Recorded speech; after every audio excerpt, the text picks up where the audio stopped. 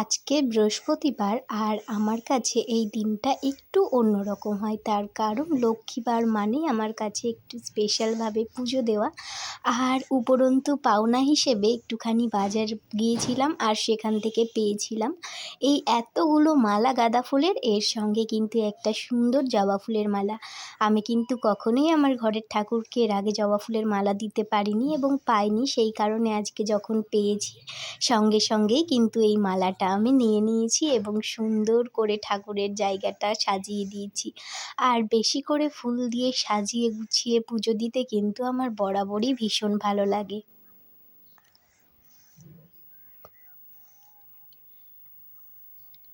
আর আজ যেহেতু বৃহস্পতিবার, সেই জন্য কিন্তু আমি একটুখানি পাঁচালিও পড়ে নিলাম। আর পাঁচালি পড়লে না মনে এক অদ্ভুত শান্তি লাগে।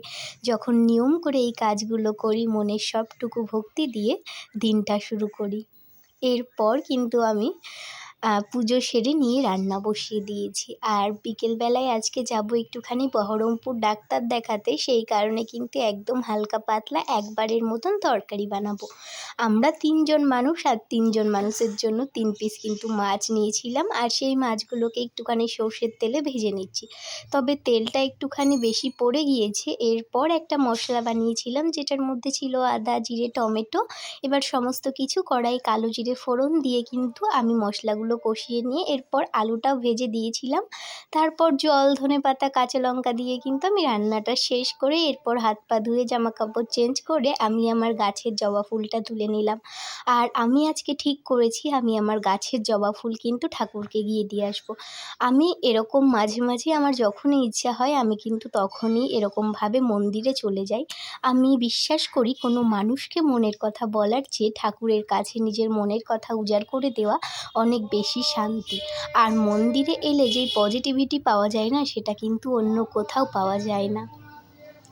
ওই যে বললাম আমার বাড়ির গাছের ফুল, এই হচ্ছে আমার বাড়ির গাছের ফুল। আর এই মন্দিরটা কিন্তু বাজারে।